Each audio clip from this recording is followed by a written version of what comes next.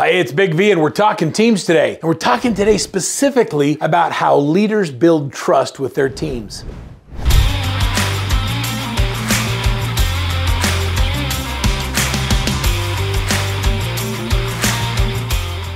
I think it's kind of a funny thing to say leaders because we really haven't spent any time developing leaders. You know what's interesting is just because you're a good real estate agent doesn't mean that you have the skills or the tools or the knowledge to be a good leader. I think in our industry that there's a huge gap, a missing piece of the puzzle in team leader development. We're teaching team leaders how to hire, we're teaching them how to fire, how to build culture, how to create core values, but no one's really teaching our leaders how to be effective leaders. So in this video, I'd like to just take a few minutes and talk to you about some of the lessons I've learned and how I've screwed up being a leader so you can avoid some of the mistakes that I've made. When it comes time to become an effective leader, I found that number one, have to decide who you want to be as a leader. I decided as a leader at first that I wanted to create leverage in my business and life, so I hired people that would help me. And I quickly learned that we had a lot of turnover.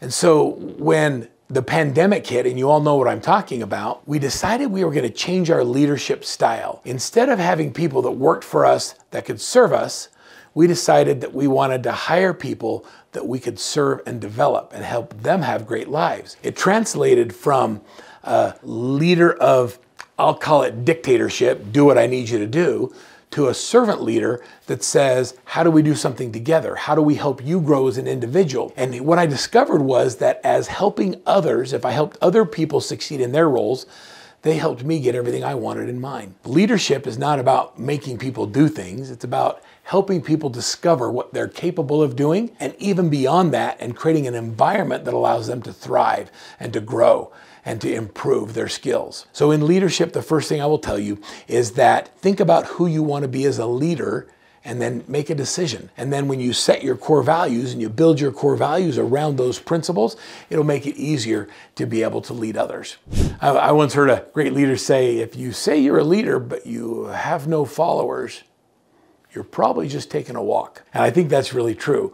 Just giving your name a title team leader doesn't mean you're actually a true leader. So how do we become a good leader? I believe that the fundamental core value in becoming a leader is trust. And if you don't have trust as a leader, it means you don't trust your team, you don't trust your team member, you don't trust what they're gonna say, you don't trust how they're gonna say it, then it keeps you from delegating and giving them the ability to grow. If they don't trust you that you're gonna do what you said you would do, they don't trust you that you're gonna keep the commitments you make, then you have dysfunction all the way around. So leadership can't be built, or effective leadership can't be built unless you have that core thread of trust woven into every aspect of your interactions with the people that you serve.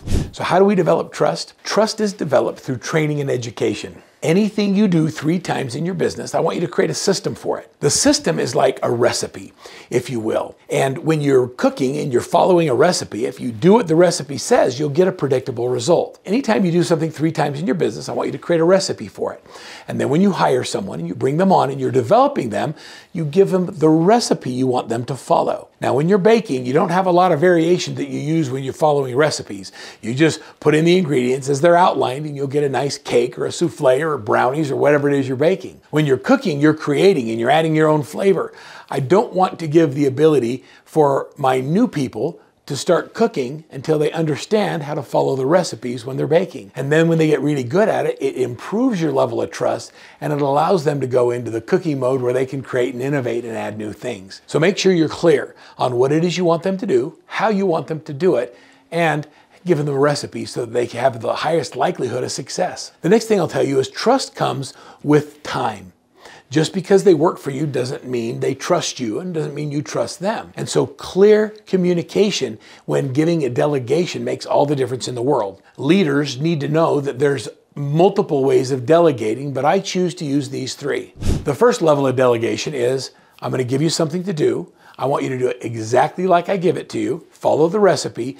Return and report, show to me that you've actually done it. When you have people come back and report to you, it closes what I call is the feedback loop. When feedback loops are left open, that's when the lack of trust starts to rear its ugly head. The next level of delegation is, I'm not sure what to do. I'd like you to go research a couple of options, come back to me with the options that you think, recommend the one that you think I should use. I'll decide whether or not I'm going to use it, and then I'm going to have you go do it. Level 1 is do it exactly the way I tell you. Level 2, do the research, come back, show me what you've come up with the research, make a recommendation, and then I'll tell you what to do. The third level of trust is, here's the problem. I trust you to find a solution. Go solve the problem and let me know what you did. Always with a return and report where we close the feedback loop. When delegating as a leader, if you want to have trust, you have to let the person you're delegating know, is this a 1, a 2, or a 3? And in all cases, give them the opportunity to succeed. If you really want to have people so that you trust, you need to allow them to fail. If they never fail, they never grow, they never learn. Many of the things that have made you a great real estate agent and put you in a position where you can even be a leader is because you've screwed up so many times. And by screwing up, you develop battle scars and you get armor that allows you to, when you run into that situation again, know that you know how to deal with it. Well, if you never let your people fail, they'll never grow and they'll never develop the armor that's called trust. The next thing we do as leaders, if we want to really establish a high level of trust with our teams, is we have to lead by example. If we say that we want them to do one thing, but we behave differently, what's the message that they're going to hear loud and clear? Our actions speak louder than our words. So are your actions consistent with your core values? Do you say you're one thing but behave differently? If the answer is yes, maybe we need to reevaluate your core values or reevaluate your activities. So lead by example, do the right things, and then focus on doing them better and doing them right. The first one will give you progress. The second one will give you perfection. We always fall and focus on progress. As teams, it's important that the team knows that they can fail and that if they screw up, it's going to be okay. We're going to figure out a way to solve it. If they know you have their back, the trust is elevated. Second is clear communication. Just be open, honest, and communicate. Trust is developed through communication. Lack of trust happens when there's lack of communication. How many times have you said, oh, I just wish they would do it like I would do it, but you've never told them how to do it? You want them to get in your brain and figure it out? You know what I mean, not what I say? All of these cliches we've heard and we've used as leaders. And the reality is most of the time the problem could be solved if we simply just take the time to explain what it is we really want. As a leader, I've learned that when I don't give people clear directions, they'll work their tails off to provide something the best of what they know. And then they feel like they're letting me down when it's not what I wanted.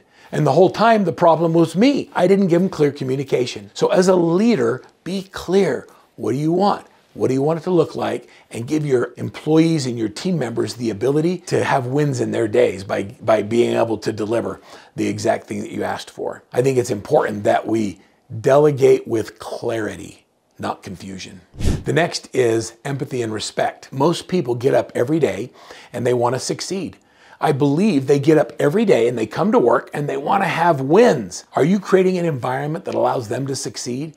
Do they know what success looks like and can they clearly articulate it? I know in challenges where we've had leadership challenges, it's because success isn't clear. And no matter what we do, it doesn't feel like we're winning. And when you don't feel like you're winning, you start to get frustrated. And when you start to get frustrated, you start to lose trust. All of those elements, when eliminated, will help you elevate as a leader.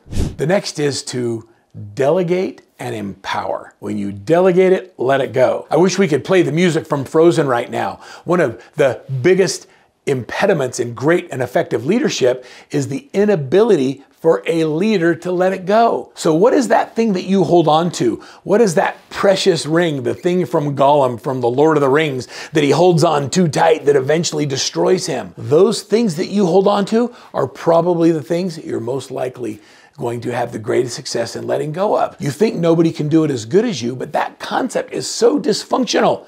You really believe you're the only person on the world that can do that task at a high level? Are you really that conceited or that arrogant that you think nobody else has the skills, the knowledge, or the brains to function at a high level doing a specific task? I believe that we all have great potential, and with the right training, the right education, and the right leadership, people will blow you away of what they're capable of doing.